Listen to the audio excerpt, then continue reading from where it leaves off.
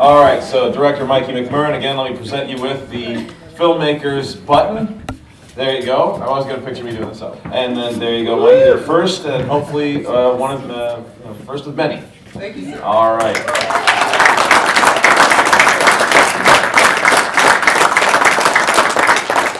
So, Mike, introduce the rest of your cast and crew here. Oh, okay. First off, I want to say thank you all for coming out.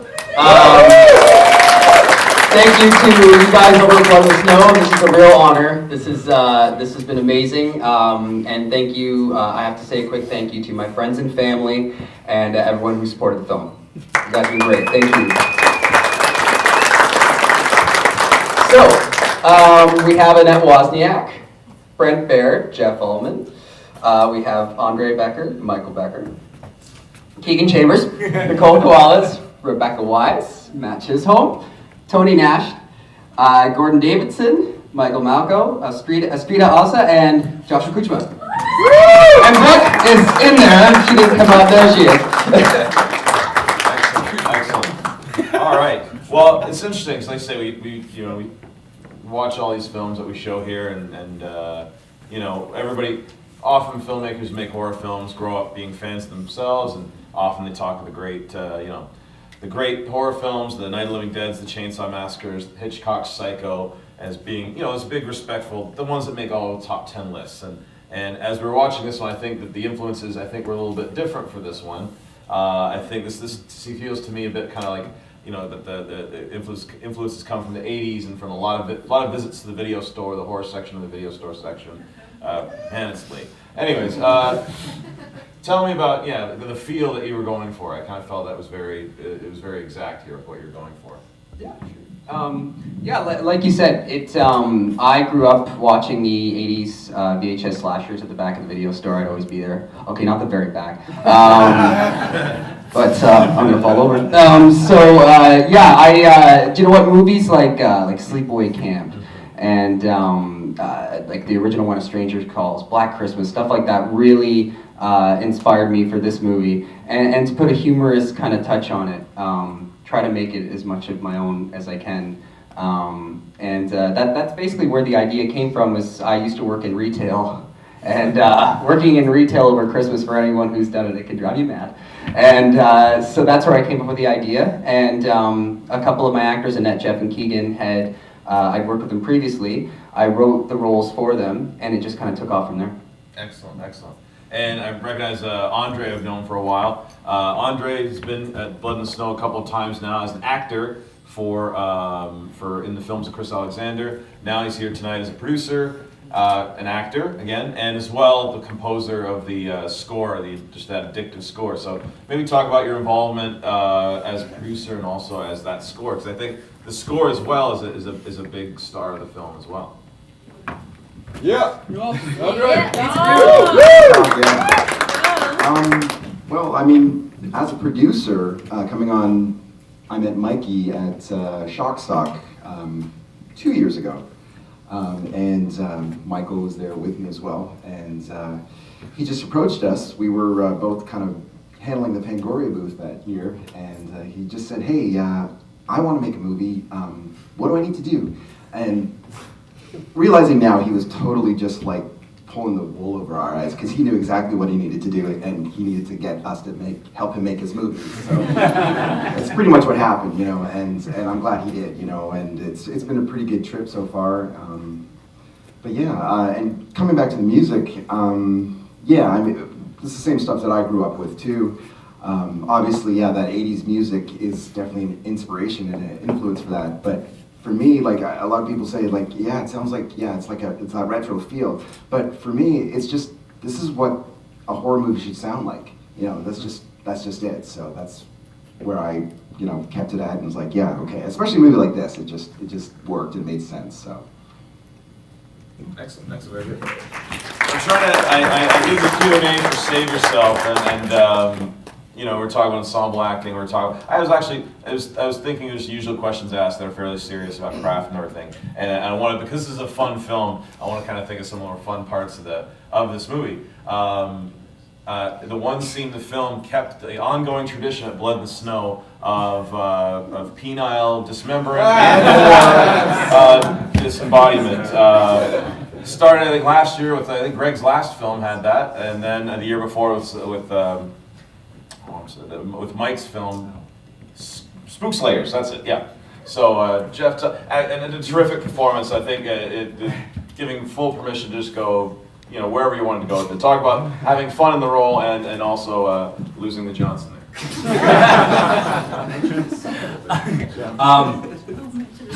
Yeah. We'll get to that. Again, like Mike said, I've worked with him before. It was so there's a lot of trust there, and on this morning, I think I just started to really trust him almost more. He tells me what to do, and I let it happen.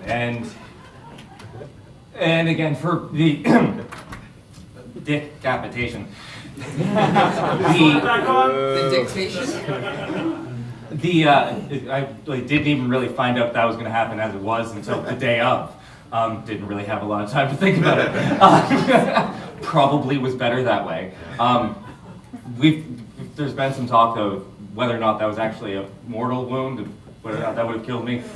The debate was between whether I would maybe killed myself or gone crazy. Under the Gone Crazy banner, though, we're thinking sequel, do an Evil Dead kind of thing, replace it with a chainsaw. Story writes itself. Okay, there you go. Excellent.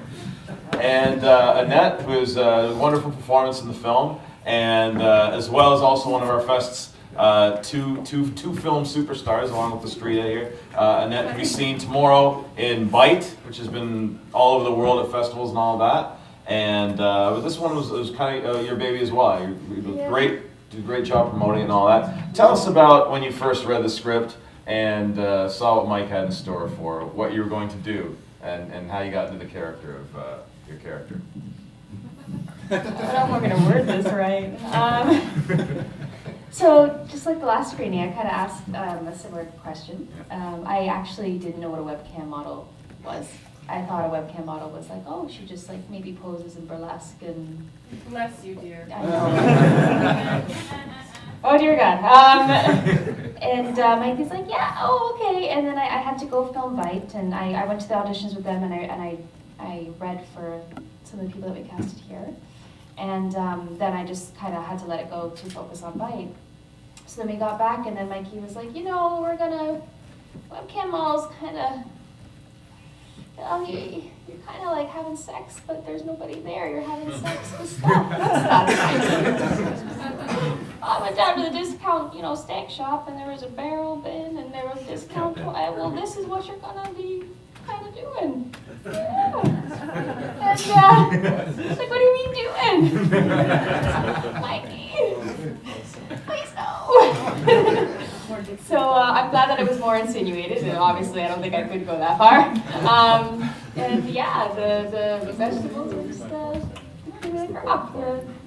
the icing on the cake. And I didn't do any research because I really didn't know what a webcam model was, and I was just like, hey, I'm gonna throw in some accents here and just try my best at this whole awkward comedy thing, and hopefully it worked and made people go, at least, what? Excellent. It definitely did work. I think we can all agree. As comedy. Yeah. Comedy, Some kind of comedy. Excellent. And yeah, like I said, this is, what we say, a lot of these films, and this film certainly, like a lot of horror films, but this one is, in its own way, has a lot of, a lot of blood, a lot of gore, and also a lot of skin shown. And I think, and sometimes you have films like some of the other films we have here, and other horror films where, you present those scenes as very seriously. This is a fun film, and imagine, you can say it was a lot of fun to make, and especially those scenes you get through kind of working with gore and nudity by having a lot of laughs. So I kind of invite the rest of the cast members to just kind of, or any of the other ones I already talked to maybe just talk about some of the laughs that were had while you were making this film and working with those elements. And I'll just pass the mic down to everyone wants to hold that, take that one on. Nuts. I think somebody? Someone ready? Oh, Jack is ready. We all just had a good time, Why don't you tell them what you made Mikey do? do for your scene. Yeah. The trade-off. Talk about the trade-off. It was a trade-off. It was like on the day of filming, they were like, "Okay, Jerry, welcome. We've got you here for your shower scene. Is there anything you want us to do for it?" And I was just like, "Yeah, I'm gonna be in my underwear for this. So in order to make this less awkward, let's have everyone else in their underwear as well." So we filmed that whole shower scene, everyone in their boxers, and it was just. There are photos. It was a good time. Good time had by many. And then other times it was just to cut the awkwardness. I would usually just sing Taylor Swift. So I will say also for Annette, for her Naughty Nicky scenes, it was kind of a close set a little bit. You know, a little bit of privacy for that. It's a little awkward. But then Mikey came out wearing an apron and a pink wig, and that was a sight to be seen. I will tell you that. We have pictures of that one. Was it actually one of their outfits? It was one of my outfits. I It was was like, the first one, right? you put on the Yeah. other one while I wear the red Yeah. one. There's just a lot of dildo play, to be honest. When you put these guys in a room, On and off set. I'm in the process of making a behind-the-scenes documentary, and half of it is like Star Wars with floppy dildos. It's just ridiculous. All right, well, open up to the crowd. Any questions? Questions about the film or anything else? If you want advice on, Politics, religion. how to get your kids to brush more or whatever. Any questions? Anybody? Cocktail recipes. Yes, in the back over there. What would you say was the main hurdle with regards to getting this off the ground? With regards to either like pre-production or post? So biggest hurdle in getting this one off the ground, any pre-production, post, what have you? I think because we did a crowdfunding campaign, and that and everyone was very generous and amazing, and we got the funds that we needed. I think the biggest obstacle was time. We shot it in barely 15 days on one camera, and it's just really tough because we would shoot it on weekends because that's when everyone was available. And I mean, to be honest, we'd start at 7 p.m. on Friday night, ended around between 4, sometimes 6, sometimes when the sun came up. And then we'd go again Saturday all day into the night and Sunday all day to the night. So it was really just a game of endurance. Just trying to keep the set light, keep it fun, not puke, and get the movie done. That was the hardest hurdle was time and exhaustion, yeah. All right, next question. Is that a hand? Sorry, someone had a hand? Yes, in the back? Is there someone? That's just someone's face. Okay. Anybody? It's hard to see at the back, and I'm very tired. And any questions? You got. Oh, it's Glenn Tomling's camera. Yes. Yeah, they're in the red. Yes. Where are you filming your next movie? Hi, Dad. Well, my parents have been very gracious offering their house. Actually, the last scenes in the movie is my parents' house. It took hours to clean up the blood. So let's talk over drinks. I like how characters survive like deathly death wounds, and also how even when they're not stabbed in the stomach, they spit blood. We just used to add it. It felt Yeah, your ankle bone's connected to your mouth bone. I It got felt that right. in school. Yeah. Excellent. More questions? Yes. Sorry. Is that a question in the back there? No? Yes. We talked actually after you guys left for our interview, and we haven't figured out. Everybody always says after Christmas and turkey dinners, they have the hollow leg that they have to There fill. you go. That's what it was. It's all that turkey. More than I did. We should have got you in pre-production. You guys just seem like you're having a great time. Even having a great time. Is there thought? I mean, most of the characters are dead, but if not a sequel, then getting the band together and doing something else with the same great crew. Yes. There was Jeff's idea, which is always on the table. I have another idea in mind with the same gang. Some of them don't know this yet. You're hired. And it's this time it's a ghost story in the style of HGTV. That's all I can really say about it for this. But it's very much in the same vein as Secret Santa. So if you enjoyed Secret Santa, I think you'll like this one too. Excellent. All right. Any more questions?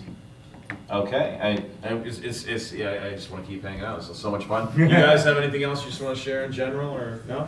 I did Oh. all my own stunts. So did I. Not good insurance anymore.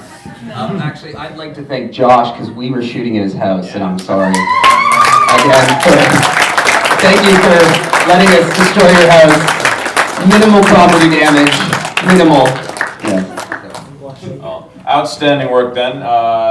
I'll let everybody go home. Hope to see all of you. Hope to see all you guys tomorrow, and hope to see all you guys tomorrow. Seeing either one of our great seminars, She Who Must Burn, White Raven, Bite, or Save Yourself. Thanks a lot, guys. It's a fun movie, perfect midnight film. This is the great place to see it. Have a good night.